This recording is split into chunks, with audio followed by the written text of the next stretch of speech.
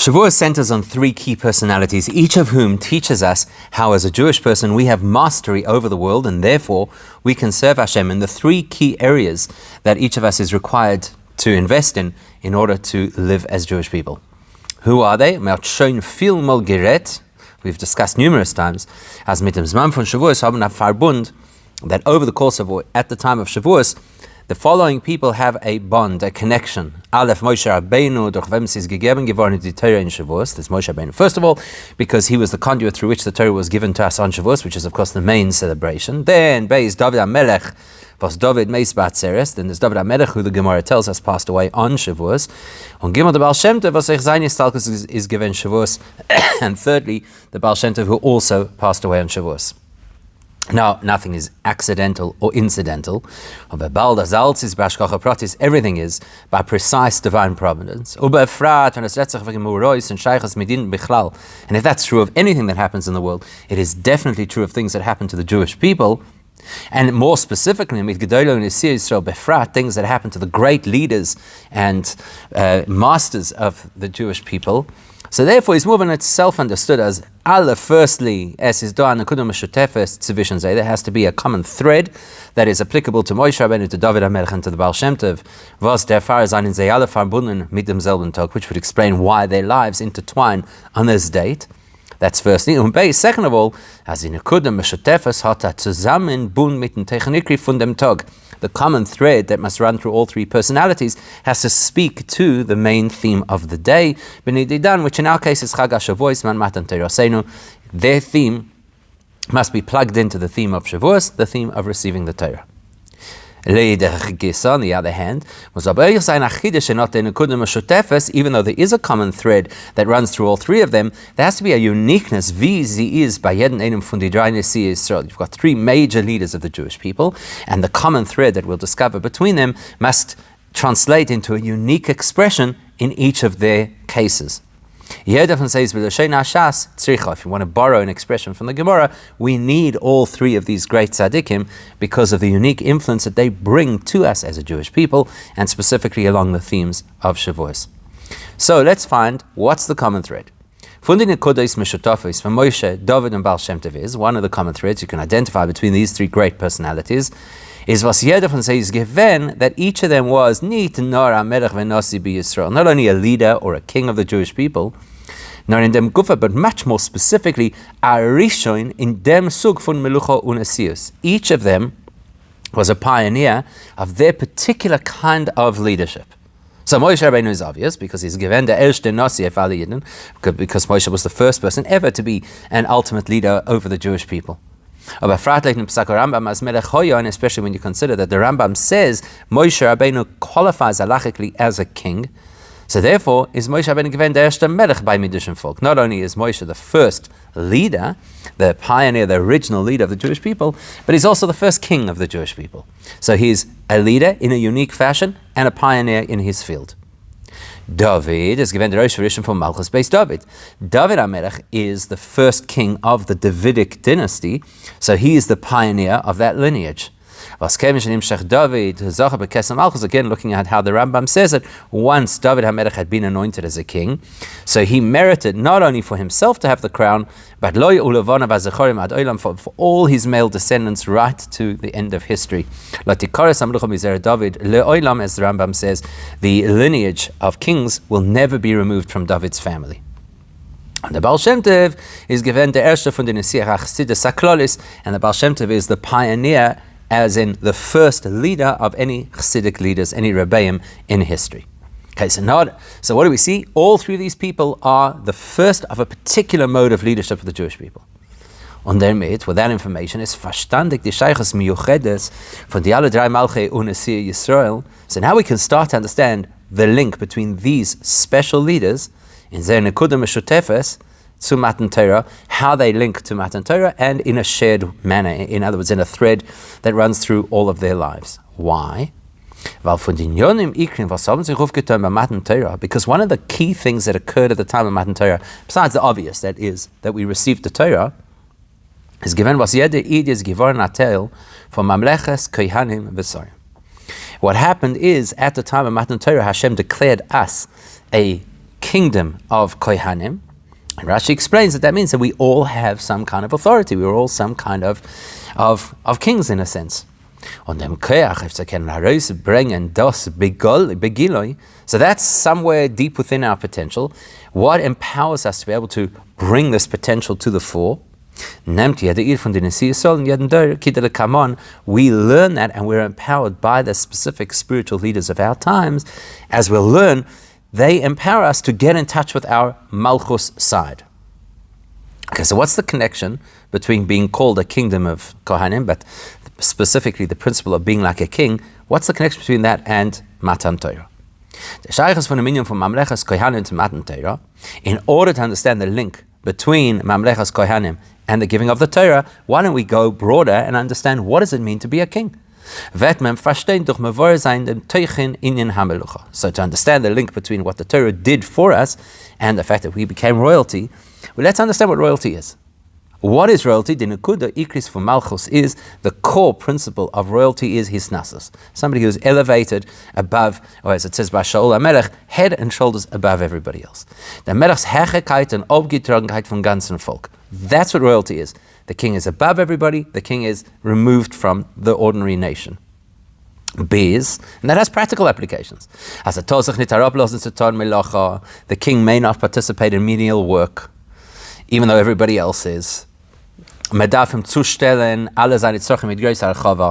to be provided with all of his needs, and all of those needs have to be in abundance. Like the pasuk says, that you should see the king in his glory, in his beauty. Keine und kein Sach in der Medina kann nicht abhalten der Melech von durchführen sein Rotzen. Another way in which you see the king's greatness, and also the fact that he is elevated above the ordinary, is that nothing and nobody in the entire kingdom can obstruct him. So, for example, a king is permitted to break open a pathway through somebody's property, through a wall, and nobody can protest. Or the expression even goes so far as to say, if the king wills it, if the king instructs it, you uproot a mountain. So that's the greatness of royalty. Somebody who's above the nation, who's extremely great, and is not restricted by any of the things of the nation. So with that in mind, we can understand how at the time of Matan Torah, we became royalty. Something like that is what Matan Torah did for us. Because Duruch Matan Torah is Givorim Vereim Mam Tonu. We say this in our davening, that by, and Kiddush, by Hashem giving us the Torah, He elevated, He exalted us. Iden seinen der Heben Givorim über alle Völker. The Eibishter elevated us over the normal reality of any other nation. Bis as is an Givorim Hecher from Welt Bichlal. In fact, the Eibishter lifted us to be beyond the normal rules of nature. Nicht unterworfen de Gidra HaTeva. We are not beholden to the laws of nature. We, in fact, if anything, can control nature. In other words, as long as Jewish people do what the Eibishter wants, which is, of course, what is encoded in the Torah. We learn Torah and observe mitzvahs properly. So then not only will we get everything that we need with great abundance, like the Rambam says, that all the promises in the Torah about the brachos that will come to us are that in order to facilitate that we should be able to do mitzvahs. But besides that, no nochmer, we won't even have to engage in the normal activities of food production, because like the Gemara tells us that when we're completely dedicated to what Hashem wants, others will take care of our normal menial tasks. So what does that mean to us? On a personal level, it's a great aspiration. It would be a beautiful experience to have everything provided for us. But what's the message to us? It means like this. When we as Jewish people are expected to perform something the Torah wants from us, or to do a mitzvah, a Jewish person has to take an attitude, I am a king, I am royalty. Which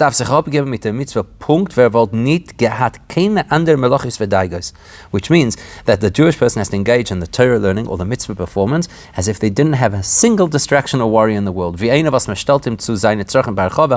like the king, who doesn't have to worry about food or clothing or wealth, because it's all just laid on for him. That's going to be our headspace. We're doing a mitzvah, we're the royalty, we're the kings of the world, do the mitzvah without any concerns. Kein teva dike cheshbon soll nicht abhalten von zu tun am mitzvah. There should be nothing about the nature or the course of nature that should in any way derail our performance of a mitzvah. Weil in Inyanim von Torah Mitzvahs is Aida Balabayas HaMelech of Teva, because we have to know, as Jewish people, when we're doing Torah Mitzvahs, we are masters of the world. The world cannot interfere, cannot obstruct us. Und wenn Aid geht zum Kima Torah Mitzvahs mit der Tnur von Mamlechas Kohanim, so whenever a Jewish person approaches their Yiddishkeit with that clarity and that attitude, we are royalty. That's the Eibishter's gift for us. Filter es durch nicht bederach milchama mit seiner Yetzirah, then I don't have to fight. I don't have to fight my Yetzer Hara.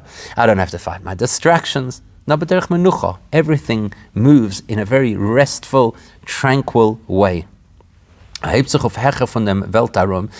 this is somebody who lifts himself beyond the entire world around him. Because he's conscious of the fact that he belongs to this royal family. So nothing and nobody can get in my way. I am royalty. If I want to break down the wall will break. So that's what a Jew has to remember. The Eibishter empowered us. The Eibishter lifted us above the restraints and constraints of nature. Do a mitzvah without a concern, without hesitation, and the Eibishter will help. Aid cannot dacha befregen, but we could easily pose this question. Look, I get it. If you're looking from the perspective of my neshama, and particularly the deeper, more profound dimensions of my neshama, which is not really the part of my neshama that is stuck in and engaged within the reality of the body, then it makes perfect sense. From that perspective,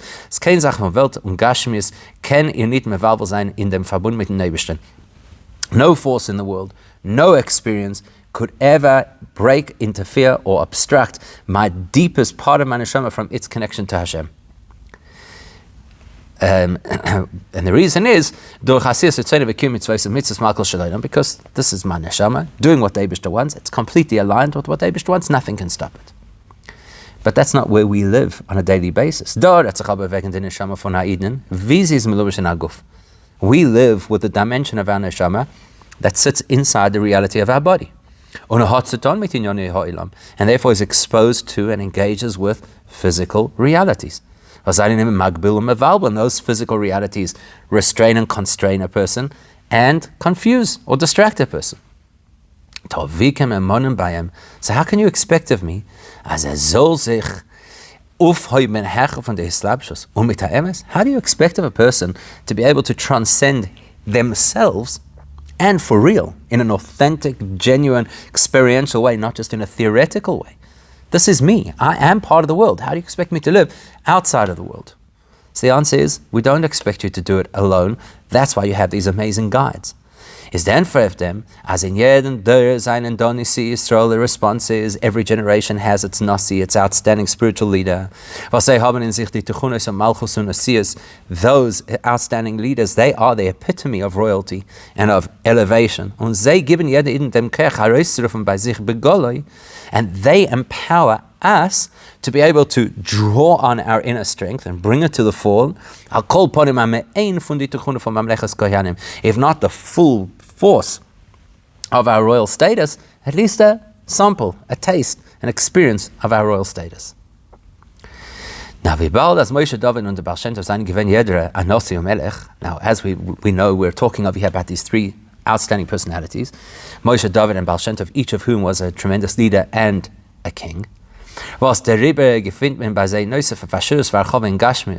And we know this because not only were they people who had all the things that they needed in abundance, but you can see from their lifestyles and their life stories that they actually had control over the natural world. But and we know this because look at their stories, look at their histories. You see they lived outside of and beyond the realms of nature. Moshe is obvious. The ganze Anhoga, was Moshe Rabbeinu hat geführt in Mitzrayim und Midbar, is given by Oifen Nisi. The entire leadership of Moshe, from start to finish, in Mitzrayim and through the Midbar, was completely miraculous. Miracles, splitting the sea, Man, the Be'er Shemirim, etc. David HaMelech also, his life was filled with amazing miracles that Hashem showed and did for him. Read Tehillim and see how often David HaMelech is thanking the Eibishter for an outstanding miracle that happened to him. And we know that the Baal Shem Tov, of course, had a very miraculous life. He does his mefursim from the Sipurim from Baal Shem Tov and Talmidov. Anybody who's familiar with the stories about the Baal Shem Tov and his students knows about these miracles. This is to the extent that it's become a normal expression that people use, even ordinary people. So that if something happens that is completely surprising and outside of the realm of nature, we call it a Baal Shem Tov style experience. So they all lived lives where you could see they were not beholden to the realm of nature. Nature was beholden to them. Therefore, is von nishbe geworden und durch dem wird niskale bei jedem in yonem melech. Thanks to those three individuals, each one of us has access to our own ability to be in control of our natural reality, and we can even bring it out into the four. Now, to understand this better, let's get into the specifics of the difference between Moshe, David, and the Baal Shem Tov. Zu verstehen dem Yuchot, was jeder von seinem Moshe, David und Baal Shem Tov is mashpia zu Eden. Once we appreciate and understand the unique contribution of Moshe and David and the Baal Shem Tov to each of us, which is to empower us to be in touch with our neshama and to live higher than the world and to recognize we're mamlechas kohanim. So to understand the unique contributions, darf man früher mevar sein wie die Gile von Matan Torah hatten sich drei inyonim. We first need to examine the fact that Matan Torah had three very important aspects to it. The three aspects will relate to the three personalities and will then translate into three areas of how you serve Hashem. So Aleph, de'etzem, his galus elikus b'matan Torah. The first thing we identify is the very fact that Hashem revealed himself in an unprecedented way to the Jewish people at Har Sinai. The Eibishter enters the space on Mount Sinai. Was ist gewesen in ganzen Herrschaft von Teva und Welt. That was an experience which was completely supernatural. The whole world comes to a standstill. There's not a sound. No creatures move. Nobody blinks. It's a completely supernatural experience, but it's a temporary experience. And as soon as the Matan Torah is over, that's the end of the revelation. Level 2 base, the Teitzor and Pula von der Hisgalus in Welt. Now the fact that such a revelation had occurred made an impact on the world. As even after they finished blowing the shofar, which indicated in Istalka Shechina that Hashem's presence had left the space, and the tremendous divine revelation ceased. It had an impact on the world. The entire natural reality of the world had been now elevated and refined, and the result of that is, as it now became more accessible to reveal godliness in the world than had ever been possible before. So the first experience of Matan Torah is the actual Giloi at the time. The second impact of Matan Torah is the effect of that Giloi on the world after the Giloi is over. And then the third aspect is, what's the purpose of all of this? Gimmel. The Tachlis from Matan Torah, the goal and objective of Matan Torah, Zol Zayin the Chibur Elyon V'Tachten, was that the higher infinite realm and the lower finite realm should harmonize, should synthesize. The B'lashon HaTanya, to borrow the expression used in Tanya, which we're very familiar with as Hasidim, Machen for the Olam Hazeh Agashmi, Hatachten Shein Tachten Lemata Mimenu, Adira Lo Yisborach. That we should take our world, the very, very lowest reality that exists, and turn it into Hashem's home, home meaning where the essence of Hashem could be expressed.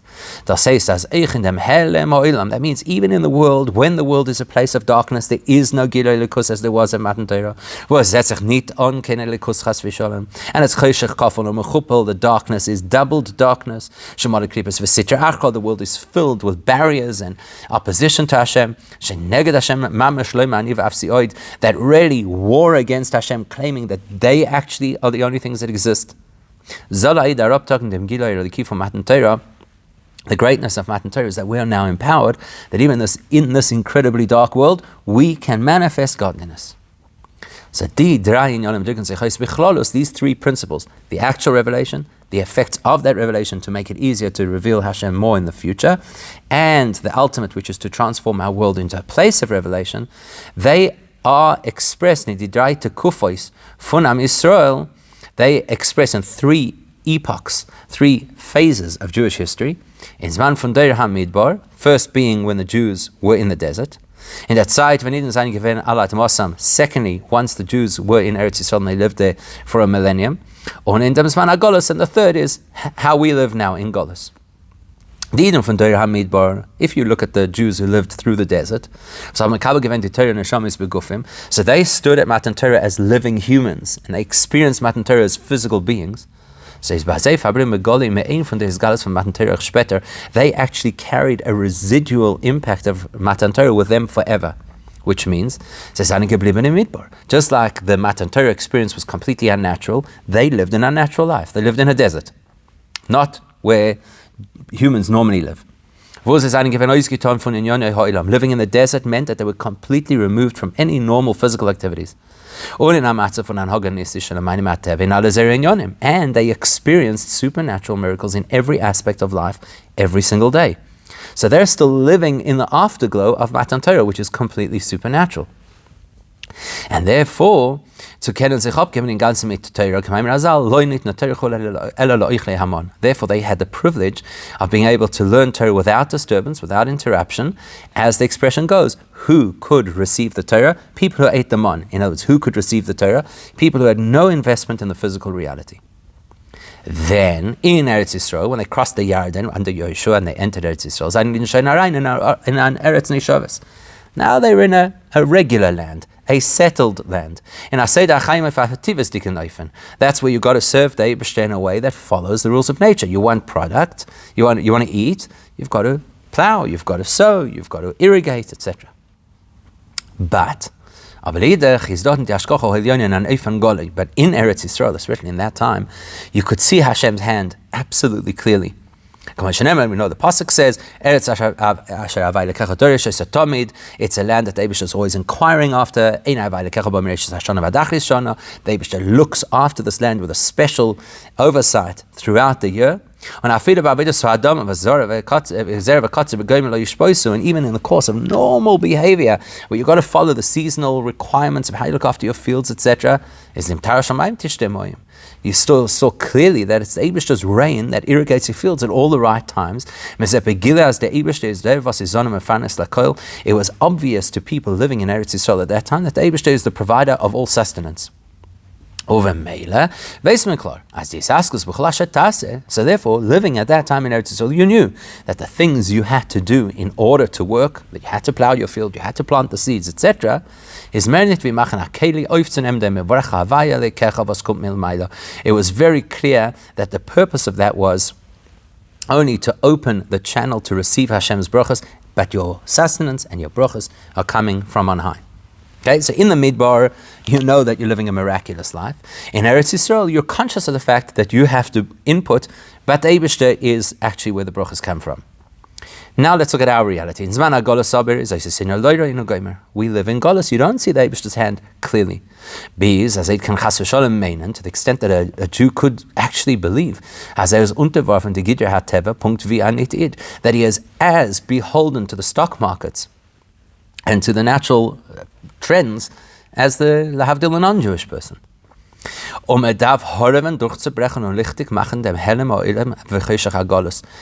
in Golus, you got to work hard to be able to smash that darkness, to be able to break that impediment to accepting that Hashem runs the world. 3 phases. Absolute revelation, a residual revelation that makes it easier to do what Hashem wants, and then a loss of revelation, and now it's up to us to create it. Now, das was these Galus von Matan Torah is geworden alle Fischer. When we said before that Matan Torah was a temporary experience, that's not absolutely accurate, because this is no b'shaychas yipula in Welt bichlal. We're talking about it had a temporary manifestation in the physical world. So temporarily the world was in suspended animation, aware of Hashem, and then it stopped. But in Eden aber, the Jews and their experience, our experience of Matan Torah, are to give from Matan Torah in the experience of Matan Torah and the upgrade that Matan Torah gave us to become this royal family, that was not temporary. That is now hardwired into who we are. As derid, every one of us. Regardless of our spiritual state, is a bepnimius nafshoi, the deeper reality of that Jewish person's soul is, in ganzen Hecher von all Zarumim. It is absolutely beyond all the reality that surrounds the person. Und ist nicht untergeworfen die Gidra Teva, and it doesn't matter how many years we are from Matan Torah, we are still not under the sway of the natural reality. So hanal ist der Chiluk und Chidush zwischen der Shavuos von dem Inyan Ameluch Vanesias Mamlechas Kohanim, was Moshe und David und der Baal Shem Tov haben Mashpeh given in Eden. So now that we know this, and we understand that there are three different phases and three different experiences, but regardless of which experience we're in, we have embedded inside of ourselves Mamlechas Kohanim, and we need the Nesiim to bring that to the fore. So now that we've identified three different phases in the revelation of Hashem, we can link them to the three major personalities associated with Shavuos. Let's start with Moshe Rabbeinu. Was durch him is given a sinas Torah. Moshe facilitated the giving of the Torah. Bizas Torah nikres al shmoi, to the extent that Torah is named Torah's Moshe. It's as if it's his Torah. Hatuf getan in sein Dor, his impact on his generation. Was haben Kabel given the Torah neshamas begufim kanal, the generation who were physically present at the time of the giving of the Torah. So Moshe's impact on them was, as bazei soll sein der Inyan von Mamlechas Kehanim in poshuten gashmes dicken Sinn. The impact is that their experience of being royalty is real, tangible, physical. Meaning, like a king who doesn't have to worry about ordering food, earning a living, buying clothing. It all comes to him. That's how they were in the desert. The food came to them, the clothes grew with them, etc. Every Yid in the desert was intensely wealthy, and their day-to-day experience was totally supernatural. However, when they entered Eretz Yisrael, Eretz Shavuos, which is a regular, settled, natural land, at that point, the wonderful bread that fell out of heaven ceased. As the pasuk tells us, as soon as you come into the land, you're going to have to start working the land. You have to engage with actual work and productivity. And even though, as we've already mentioned, in Eretz Yisrael, the divine revelation is clear, you know that Hashem is running the world, which means that you recognize the truth being that Hashem is your sustainer. But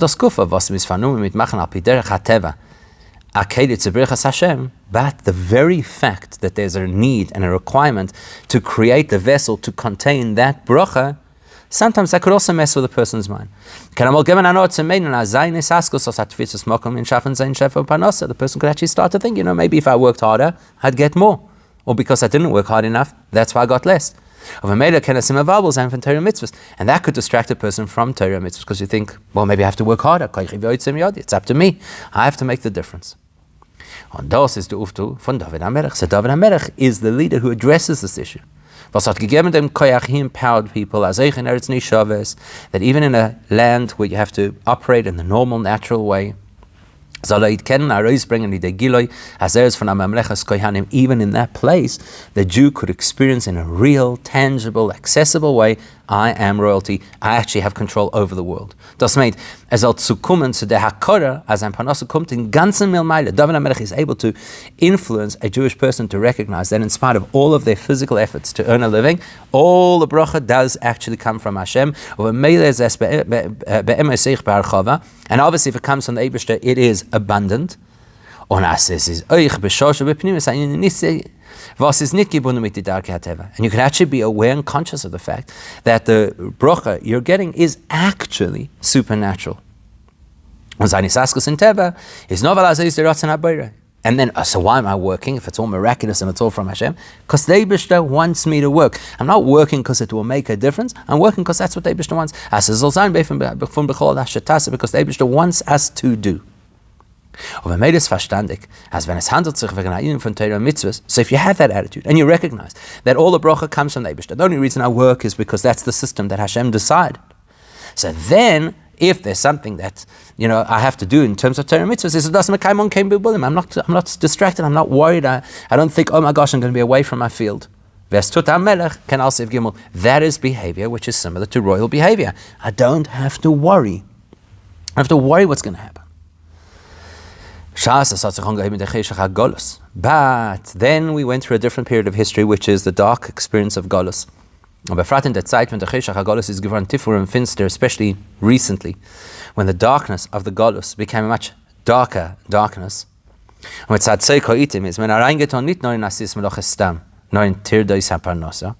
And now we've reached a point where not only do we have to work, but we have a tremendous amount of stress around that work, which is something actually unique to our generation. Firstly, the hours that we work are unique, the way that work enters our personal space is unique, and the stress and anxiety around work is unique. So therefore, so now the Jewish people need a new input, which is actually a more advanced input, to be able to awaken the Melech, the royal perspective, the fact that we're beyond the nature in such an oppressive world. Because a person would think, where there are so many obstructions and so many things that conceal our opportunities to do Torah mitzvahs. Surely, the Eibusher should be so impressed just simply with the fact that we're doing what we're supposed to do. I mean, to get to do what the Eibusher wants, that takes a lot of effort, a lot of internal battle, and a lot of overcoming obstacles. So then can you imagine if we don't just do what we have to, but we actually do it in a beautiful way? We learn more than we're required. Then the Eibusher should be so impressed with us. But a person will wonder, in today's stage, how could I engage with Torah mitzvahs like a king? Like as if I control the world. Have you seen what a world we live in? How oppressive, how invasive, how ubiquitous the world is? You expect me to live in a way that none of that distraction exists? None of that darkness exists? None of the pressures exist? Zog the Baal Shem Tov, so therefore the Baal Shem Tov arrives and teaches us, that even in the darkest, deepest hole of Golus, a Jew is fundamentally beyond all of that, and therefore can lift and rise above all of that. Und der vielen varies von Mamlechas Kohanim, even in today's trying times, and they are trying times, a Jew is capable of feeling, I am a king. And a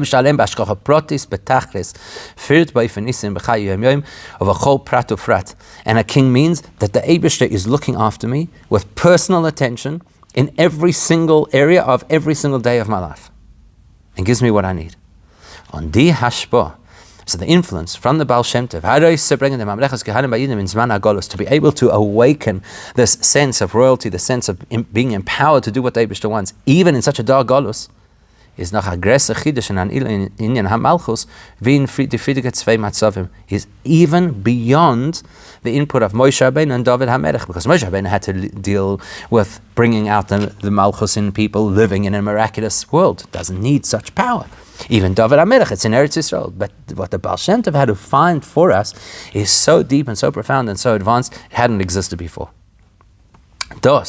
Was kann sich aufheben vom Welt und Teva, wenn is in Amidbar. The fact that a Jewish person is able to lift himself beyond the natural order when he's living in a miraculous desert, or he's geschlossen vom Welt, completely isolated from the world.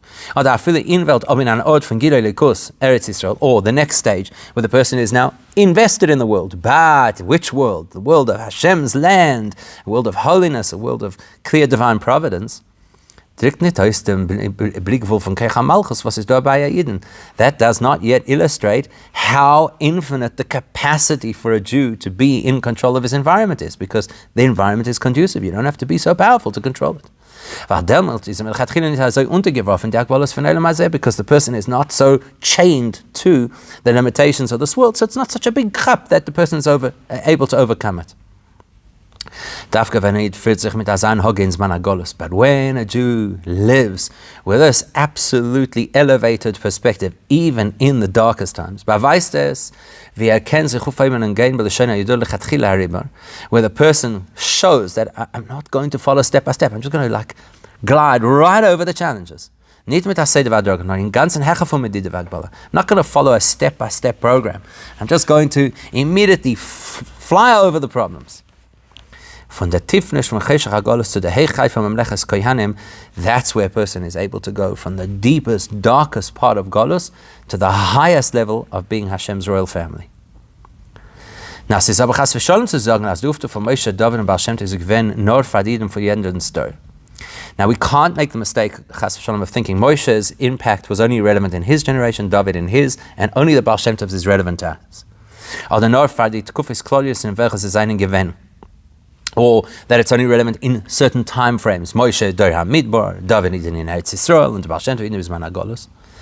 Weil die Pula von Moshe and David war Baal Shem Tov is ein Nitzchis. You're talking about the greatest tzaddikim over here, and whatever they impact the world with is it's an eternal impact.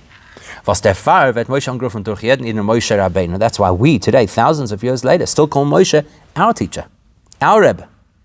Wegen David HaMelech sagt David HaMelech ist doch Chai v'Kayim achitzter. And when we refer to David HaMelech, we say he's still alive, Chai v'Kayim. And because we know that the arrival of Mashiach is contingent on spreading the Baal Shem Tov's teachings, it must be something which is relevant to every single Jew in every single generation to be able to bring Mashiach. So how does their teaching, how does Moshe Rabbeinu speak to us? We're not in the Midbar. How does David HaMelech speak to us? We're not in the biblical Eretz Yisrael. So in the same way as there are three times in history, as we're going to see, there are three areas of how we serve Hashem. So what we'll say is, just as there are three phases in history, there are three groups of Jewish people. And by Yedin Yachid Gufa is Dribas under Suga Avoida. And then out of the three groups of people, each one of us as individuals has three major areas of how we serve Hashem.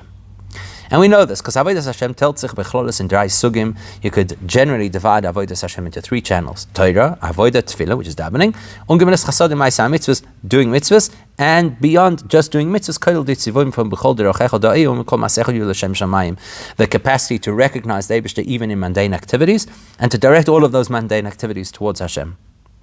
In the dry zmanim hanal, these three areas of our avoida, they link with the three periods of history: Midbar, Eretz Yisrael, and Zman Hagolus. Okay, which we've already discussed before. So, what's the difference between Torah, davening, and mitzvahs? Gemilas Chasadim. Torah is the giddah von Chachmas Yisbarach. Torah, like Matan Torah, that's divine revelation. On the Yom von Limud Torah is b'derech me'mayla lemata. That's when you learn Torah, actually what you're doing is you're accessing something which is beyond yourself and you're bringing it down into your own mind to understand it. So megalas an yotzei mechachmos yisbarach lemata, to be able to reveal the Eibishter's will and the Eibishter's wisdom in our world. On therefore wird man durch Torah aufgeheben hecher von Welt. That's why Torah is what elevates a person beyond the world. Haderech v'di'in in Midbar, like the Jews were in the Midbar. Man wird durch Torah melech. Torah turns us into a king. Like the Gemara says that the people who learn Torah, the rabbis, they are considered the kings of the nation. And what does a king mean? That we actually control the physical reality of nature. Like the Gemara very famously says that there's certain things that, depending on halacha, once we rule a halacha in a certain way, the physical nature of the item or the person changes. So we become a master over the world. What's Torah? Bringing the Eibishter into the world. Tefillah is inyan bakasha strachav. Tefillah is almost the exact opposite. It's me asking for what I need from the mispala. Obviously, the person davening must acknowledge that the Eibishter is the supply of all things. Otherwise, why would you ask Hashem? Which is similar to what we described as life in biblical Israel, where you know that the brachas come from the Eibishter, but you got to do your part. But the fact is, davening is focused on self, my needs. The person is asking, I want the Eibishter please to give me what I am lacking. But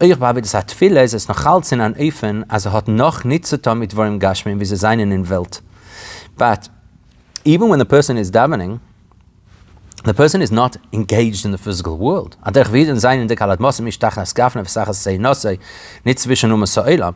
similar, like when you're davening, it's kind of similar I'm asking for what the Eibishter can give me in a way like when the Jews were living peacefully in Eretz Yisrael without interference from other nations.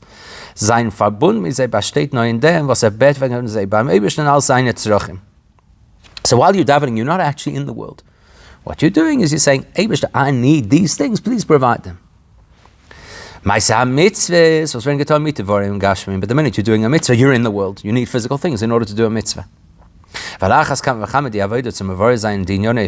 especially that whole area of avodah, which is to elevate mundane activities to be holy, is an avodah zum hafich sein der Helm becheshach von gashmius ha'olam. There, the challenge and the avodah is to take that which is physical, part of this world, and transform it to become holy.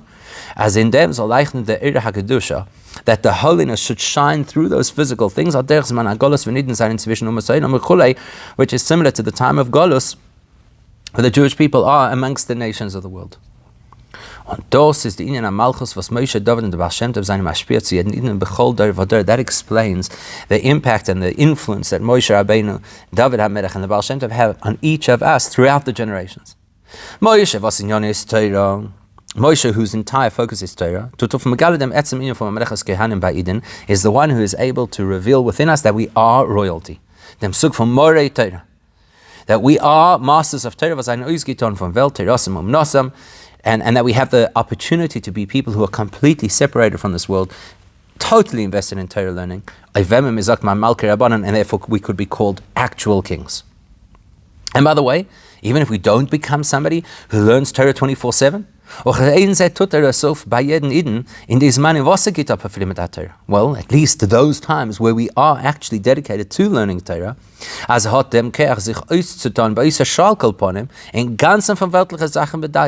while you're learning Torah, even if it's a short period of time, you can completely leave your worries and stresses behind. And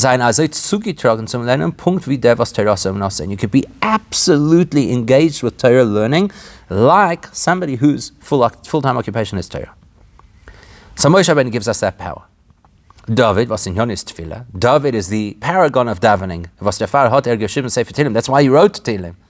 So tut uf mitzadin malchus sheboy, the kingship, the royalty of David HaMelech empowers us that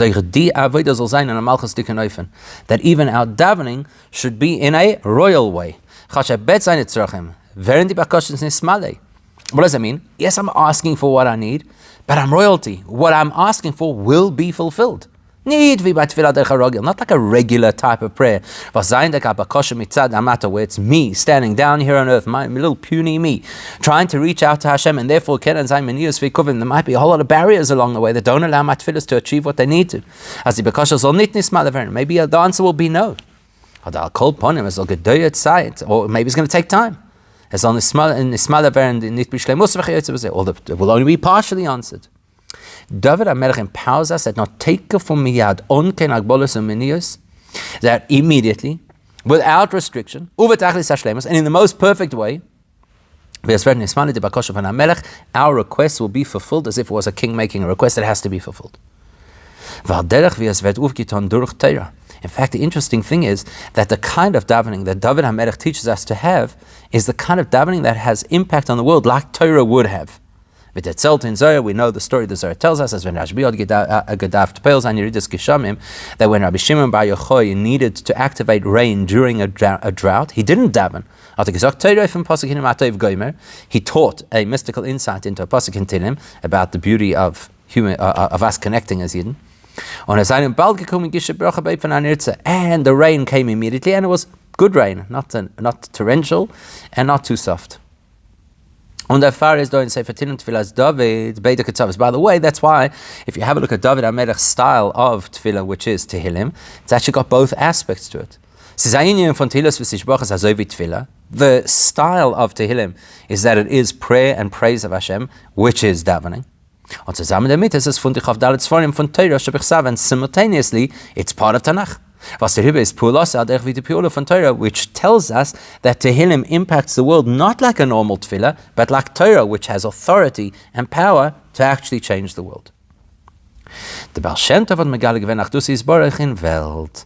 And the Balcantov's innovation is that you could see the Eibishter's oneness in the physical world. V'da mitis ha-metzius von jeden nivra is the dvar havaya vos is es b'chol rega mahava mekayim u'mechaya. The Baal Shem Tov illustrated to us that at every moment we could see that every single thing that exists is only that way because right now the Eibishter is making it happen, bringing it to life. Aber das Kufa hat megale gewinnen an Eifen von Torah. How did the Baal Shem Tov illustrate this point to us? By teaching Torah. Durch megale sein apirish ef ha-posuk. By explaining an insight into the posuk. Elam havaya dvorchen isser vashomayim. Und durch dem ist gegeben geworden a koach zu jeden Eden that empowers every one of us, that even at those times where we are engaged in the physical world, doing business, using technology, eating a meal, in fact, sometimes we're even engaged in the materialistic nature of physical things. And even at a time where we don't seem to see and experience godliness. Which is why, in order for us to make a difference to the world, we feel that there's a need for some battle. The Baal Shem Tov empowered us that battle, we don't feel weak, we feel in control. Kings also go to battle with a sense that they have the wherewithal to win. So therefore, as soon as we start the battle, we already know. Because I belong to the royal family, is a al hecher funay, like the pasuk says. Right from the beginning, I know that I am at a higher, more empowered state than the enemy. So therefore, my success and my victory is from on high. Like the pasuk says, the Eibishter will deliver the enemies into your hand. You'll succeed. And then we'll be able to take captives, which means what that means is we're able to extract the divine spark that was buried inside this particular physical item or activity that I've engaged with, to the extent that we can transform the darkness to become light, the bitterness to become sweetness, which of course is what will be in its ultimate state with the coming of Mashiach, which should happen, take it from Miyad Mamash.